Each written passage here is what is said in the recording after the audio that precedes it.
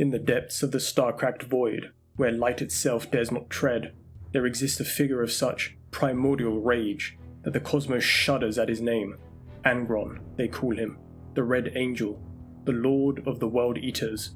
His presence is a malevolent tempest, a hurricane of wrath and bloodshed, forged in the crucible of unending war. He was a titan of sinew and iron, his flesh a tapestry of scars and cybernetic enhancements. His eyes burn with a crimson light, a smouldering ember of the rage that fuels his every breath. Upon his brow, a halo of brass and bone gleams, a mockery of the celestial, crowning his visage with a symbol of brutal supremacy.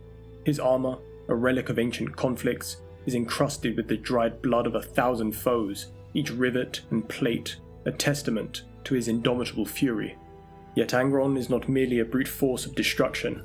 There is a tortured soul beneath that armored shell, a spirit broken and reforged in the fires of oppression and gladiatorial combat. He was once a man, a son, a warrior enslaved by those who sought to exploit his strength for their own gain. Angron's early life was a harrowing tapestry of violence and despair. Found by a slaver beneath the icy mountains of Nuceria, he was encircled by the corpses of Xenos he had been forced to destroy for his own survival. Cast into a pit, seething with acid and teeming with other slaves, he came to understand the stark essence of survival. In the blood-soaked arenas, Angron was compelled to fight an array of foes, his every victory a testament to his indomitable will. His sole companion was an elder gladiator named Onemus.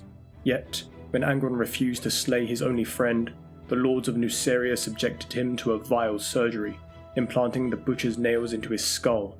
Cruel devices that drowned their victims in relentless rage and fury, obliterating all semblance of who they might have become.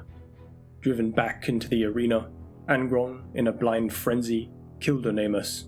When his senses returned, he was left with nothing but sorrow and the weight of his actions.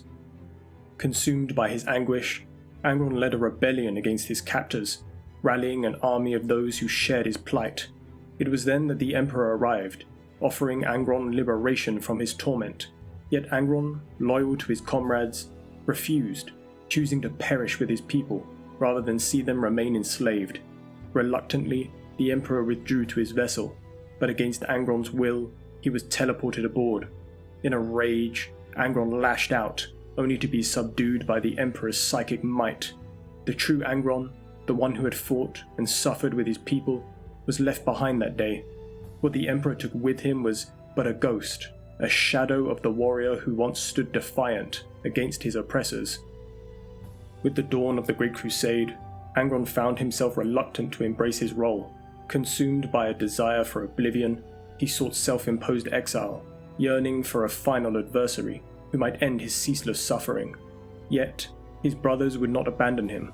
Among the mightiest of them, Khan, appealed to Angron's deep-seated need for camaraderie, promising the brotherhood he had lost on Nuceria.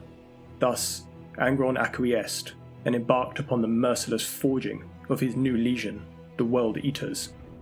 In his anguish, Angron began the grim practice of implanting the butcher's nails into his warriors. Despite the Emperor's profound disapproval, these warriors transformed by the nails became vessels of unrestrained bloodlust and agony, each one a maelstrom of fury and devastation. This was not the destiny Angron desired, but the one inexorably thrust upon him. His legion, a reflection of his own torment, marched forward as harbingers of destruction, bound by the cruel fate that had shaped their Primarch. When the Horus heresy unfurled, Angron was the easiest to corrupt. It took but a whisper from Horus to bring the tormented Primarch into his fold, twisting the Imperium into a crimson haze of destruction. Angron, with his World Eaters, rampaged through the galaxy, fighting anything that moved. Amidst these apocalyptic battles, his brother Lorgar enacted a cornate ritual, warping Angron into something wholly unrecognizable. Blessed by the blood god himself, Angron became a hulking behemoth of rage and power. His new demonic form mirrored his life, one of unending torment and bloodshed. This transformation allowed him to perpetuate his ceaseless battles, with Khorne reveling in the endless sacrifices his new champion provided. Battle after battle, Angron's fury knew no bounds, even turning against his own brothers. His anger, now a conduit for his new god, drove him relentlessly.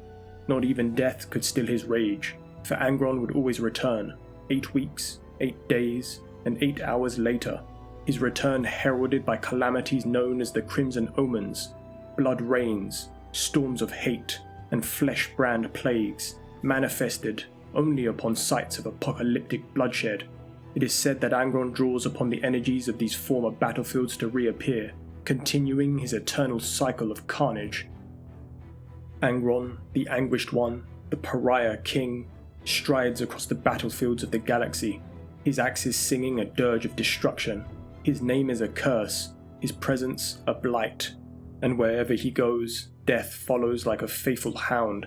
In the annals of the Imperium, his tale is one of tragedy and horror, a dark reflection of the price of power and the inexorable pull of destiny.